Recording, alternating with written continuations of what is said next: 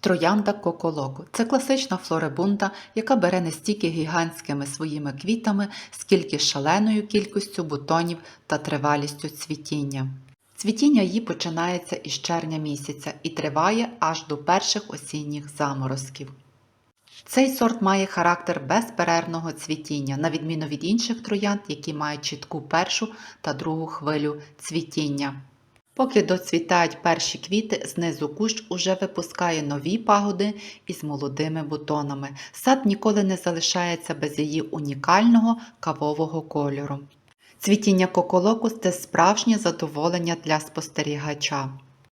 На кущі з'являються щільні видовжені бутони чистого кольору молочного шоколаду. Вони виглядають дуже екзотично. Квітка розкривається у витончену чашу і стає теплою кавово-кремовою.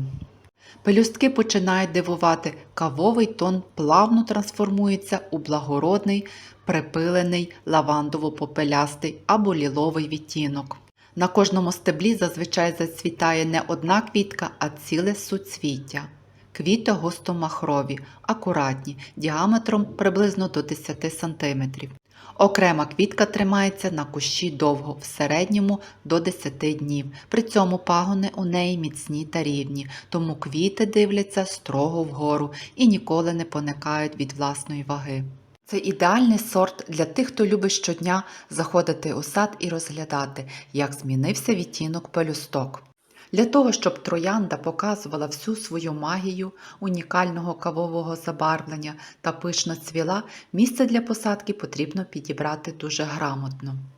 На відміну від звичайних яскравих троянд, коколоко має дуже ніжні пастельні пігменти пелюсток.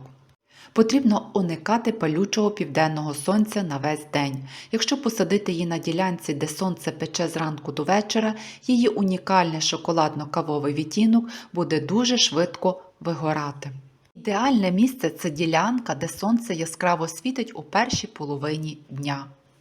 У таких умовах кавовий тон тримається максимально довго і глибоко. Але також не варто її саджати у повну тінь. Пагони витягуються, а цвітіння стане слабким. Оскільки коколоко – це компактна троянда заввишки до 90 см, її в жодному разі не можна ховати вглиб квітника.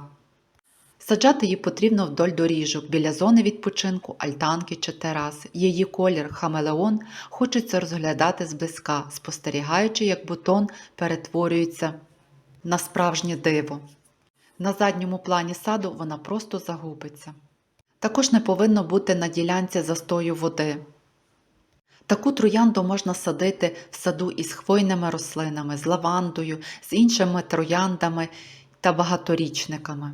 Це унікальна троянда, яка справді вміє дивувати, адже протягом сезону вона магічно змінює своє забарвлення.